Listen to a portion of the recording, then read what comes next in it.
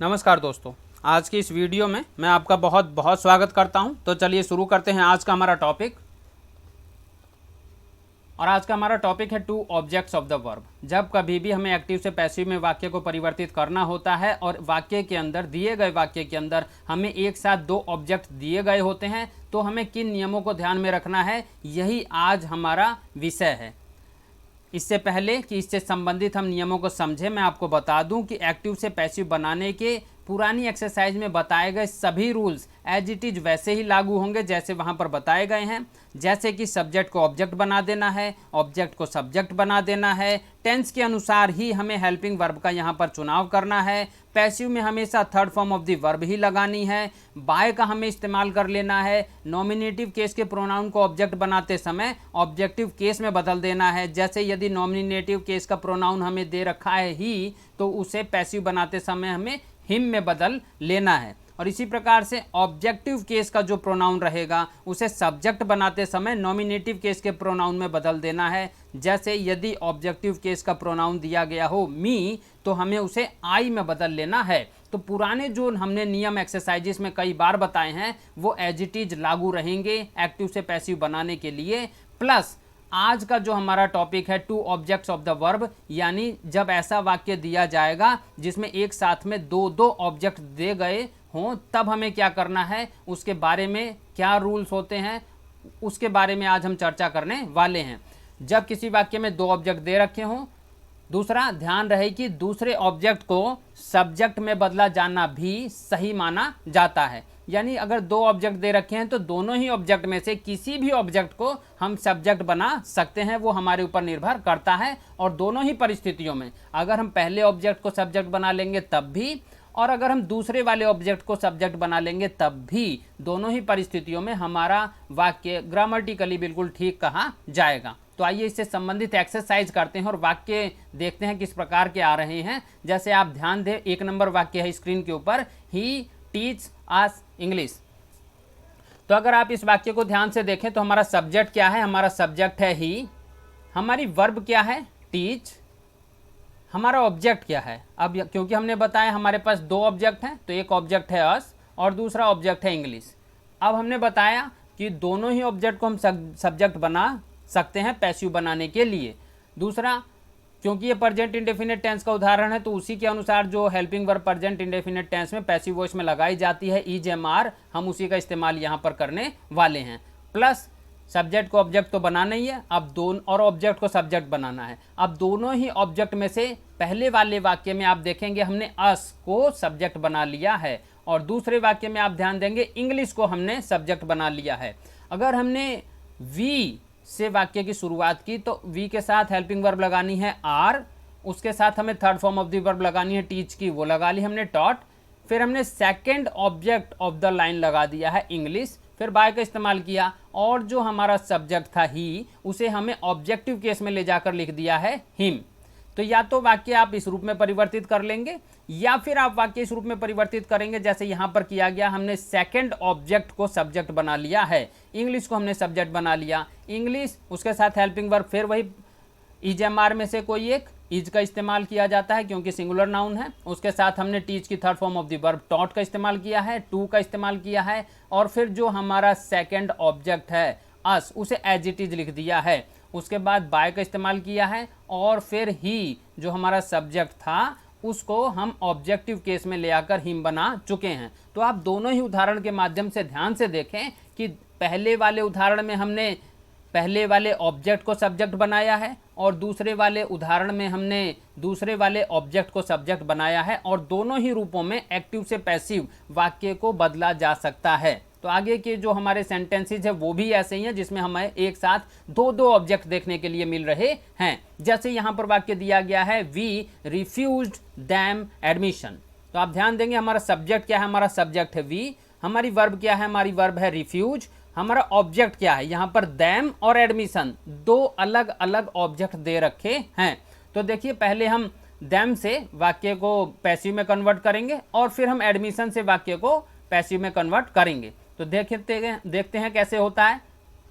Them का जो objective से हम सब्जेक्टिव रूप बनाएंगे, वो दैम का हमने बता रखा है चार्ट में कि दे होता है, उसके साथ क्योंकि यह वाक्य जो आपका आप देखेंगे subject second form of the verb लगी हुई है, यानी पास्ट इंडेफिनेट टेंस का वाक्य है, उसकी हेल्पिंग वर्ब हमें पैसिव बनाते समय वाज या वर का इस्तेमाल करना होता है जो नियम कहते हैं।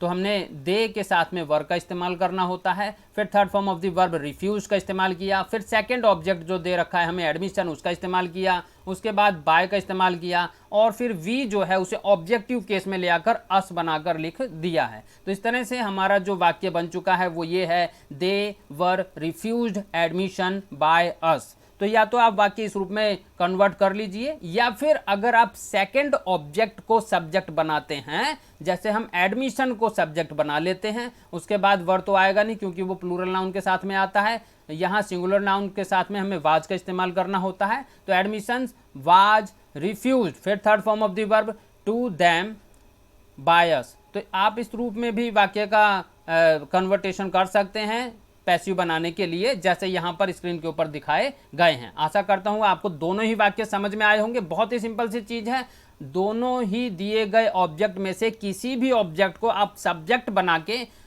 बताए गए बाकी के नियमों को फॉलो करते हुए पैसिव में कन्वर्ट कर सकते हैं। तो हम आगे बढ़ते हैं। जो हमारा 3 नंबर वाक्य है स्क्रीन के ऊपर, she has given me a message. She has given me a message. तो इस वाक्य को अगर आप ध्यान से देखें तो हमारा सब्जेक्ट क्या है, हमारा सब्जेक्ट है सी। उसके साथ में अगर आप देखें कि हमारी वर्ब क्या है, गिव, और हमारा ऑब्जेक्ट क्या है, फिर वही 2 ऑब्जेक्ट हैं, एक ऑब्जेक्ट है मी और दूसरा ऑब्जेक्ट है हमारा ए मैसेज। तो आप ध्यान दें, पहले वाली लाइन में पैसिव बनाते समय हमने मी को सब्जेक्टिव केस में ले आए हैं और उसे आई बनाकर लिख दिया है। मी को हमने पहले भी बताया है कि अगर ऑब्जेक्टिव केस में प्रोनाउन दे रखा हो तो सब्जेक्ट बनाते समय नॉमिनेटिव केस के प्रोनाउन में बदल दिया जाता है। जैसे यहाँ पर इस वाक्य में हमने मी को आई में बदल लिया है। और क्योंकि ये आप ध्यान दें प्रेजेंट का परफेक्ट टेंस का उदाहरण है और एक्टिव से पैसिव बनाने के लिए प्रेजेंट परफेक्ट टेंस में, पैसिव टेंस में हमें हैज बीन या हैव बीन का इस्तेमाल करना होता है। तो आई के साथ लगाते हैं हैव बीन, तो वही हमने लगा दी हेल्पिंग वर्ब अपनी, उसके साथ third form of the verb लगा दी गिवन, उसके बाद में हमने second object of the line लगा दी ए मैसेज, फिर हमने बाय का इस्तेमाल कर लिया और जो सी था, जो हमारा सब्जेक्ट था, उसे हम ऑब्जेक्टिव केस में ले आकर लिख चुके हैं, यानी बाय हर उसको हम लिख चुके हैं। तो कुल मिलाकर अगर आप पहले वाले ऑब्जेक्ट को यानी मी को सब्जेक्ट बनाते हैं तो इस रूप में, पहले वाले रूप में वाक्य का रूपांतरण पैसिव वॉइस में किया जा सकता है। अगर आप दूसरे वाले ऑब्जेक्ट को यानी ए मैसेज को सब्जेक्ट बनाते हैं तब देखिए इस रूप में रूपांतरण होगा ए मैसेज, और ए मैसेज के साथ तो हैव तो आएगा नहीं, क्या आएगा, हैज आएगा, क्योंकि ये सिंगुलर नाउन है। हैज, फिर बीन, फिर third form of the verb, फिर टू, और उसके बाद हमारा दिया गया दूसरा ऑब्जेक्ट टू मी, उसके बाद हमें सी को जो हमारा सब्जेक्ट था उसे फिर से ऑब्जेक्टिव केस में ले आकर लिख देना है, जो कि होता है बाय हर। तो दोनों ही रूपों में से किसी भी एक रूप में आप वाक्य को एक्टिव से पैसिव बनाते हैं तो दोनों ही वाक्य बिल्कुल 100% एक्यूरेट और सही कहे जाएंगे। 4 नंबर वाक्य है जो हमारी स्क्रीन के ऊपर है, आई शैल गिव हर 10 रुपीज़। आई शैल गिव हर 10 रुपीज़। तो अगर आप ध्यान से देखें हमारा सब्जेक्ट क्या है इस वाक्य में, हमारा सब्जेक्ट है आई, उसके साथ में हमारी वर्ब क्या है गिव, और हमारा ऑब्जेक्ट क्या है हर एंड 10 रुपीज़। तो यहाँ पर भी एक तरफ हर और दूसरी तरफ 10 रुपीज़, हमें एक साथ दो ऑब्जेक्ट देखने के लिए मिल रहे हैं। तो हम वही करेंगे जैसा हम पिछले वाक्यों में करते आए हैं, पहले हम हर को सब्जेक्ट बना लेंगे, सब्जेक्टिव केस में ले आएंगे, और दूसरे हम 10 रुपीज़ को सब्जेक्ट बना लेंगे। तो पहले हम हर को सब्जेक्ट बनाते हैं, हमने पहले भी बता रखा है जब कभी भी हर को हमें सब्जेक्टिव केस में लाना है, नॉमिनेटिव केस के प्रोनाउन में बदलना है, तो उस स्थिति में हम हर को सी लिखा करते हैं। तो पहले वाक्य में सी बन चुका है, उसके साथ में आप देखेंगे कि कौन सा टेंस है, तो यहाँ पर हम देखेंगे कि फ्यूचर का इंडेफिनेट टेंस है। तो फ्यूचर इंडेफिनेट टेंस में हमने बताया है कि पैसिव बनाने के लिए विल बी या शैल बी का इस्तेमाल किया जाता है अकॉर्डिंग टू सब्जेक्ट। तो हमारा सी है, उसके साथ हमने विल बी का इस्तेमाल किया है, फिर third form of the verb give की गिवन लगाया है, फिर second object of the line हमने 10 रुपीज़ लगाया है, फिर बाय का इस्तेमाल किया है, और आई को फिर हम सब्जेक्टिव केस में ले आकर लिख चुके हैं जो कि होता है मी। तो इस तरह से हमारा वाक्य पैसिव वॉइस में बदल गया है, she will be given 10 rupees by me. या तो आप इस रूप में वाक्य को लिख दें या फिर आप इस रूप में वाक्य को लिख सकते हैं 10 रुपीज़, यानी दूसरे वाले ऑब्जेक्ट को जब आप सब्जेक्ट बनाएंगे तो इस रूप में लिख सकते हैं 10 rupees will be given to her by me. तो इस रूप में भी आप वाक्य को लिख सकते हैं और दोनों ही रूपों में लिखा जाना बिल्कुल ठीक कहा जाएगा। तो यहाँ तक हमने 4 वाक्यों के माध्यम से जो बेसिक सी चीज़ें समझी हैं कि वाक्य में जब कभी भी दो ऑब्जेक्ट दे रखे हों तो किस तरह से हमें उसे एक्टिव से पैसिव में कन्वर्ट करना है। आशा करता हूँ कि आपको ये चीज़ें समझ में आई होंगी। कोई बड़ी बात नहीं है, बहुत ही सरल सी चीज़ें हैं। दिए गए दोनों ऑब्जेक्ट में से किसी भी एक ऑब्जेक्ट को अपनी पसंद के किसी भी एक ऑब्जेक्ट को आप सब्जेक्ट बना सकते हैं, और जो दूसरा ऑब्जेक्ट रहेगा उसे एज ए ऑब्जेक्ट ही पैसिव वॉइस में भी लिख दिया जाएगा। और बाकी के जो नियम है, जैसे सब्जेक्ट को ऑब्जेक्ट बनाना है या ऑब्जेक्ट को सब्जेक्ट बनाना है, टेंस, जैसे आपने यहाँ 4 उदाहरण देखे और टेंस के अनुसार ही हमने सभी में पैसिव वॉइस बनाते समय हेल्पिंग वर्ब का चुनाव किया है, वो तो करना ही है। पैसिव वॉइस में third form of the verb लगानी ही है, बाय का इस्तेमाल हर वाक्य में करना ही है। उसके साथ साथ हमें जो प्रोनाउन चेंजेस करने हैं कि उसे ऑब्जेक्ट से सब्जेक्ट में बदलना है या सब्जेक्ट से ऑब्जेक्ट में बदलना है, तो वो वाले नियम भी एज इट इज़ लागू रहेंगे ही। प्लस यहाँ पर हमने बता दिया, इस एक्सरसाइज में केवल इतनी बात थी कि जब 2 ऑब्जेक्ट एक साथ में दिए गए हों तो हम दोनों में से किसी भी एक ऑब्जेक्ट को सब्जेक्ट बनाते हुए एक्टिव से पैसिव में बदल सकते हैं।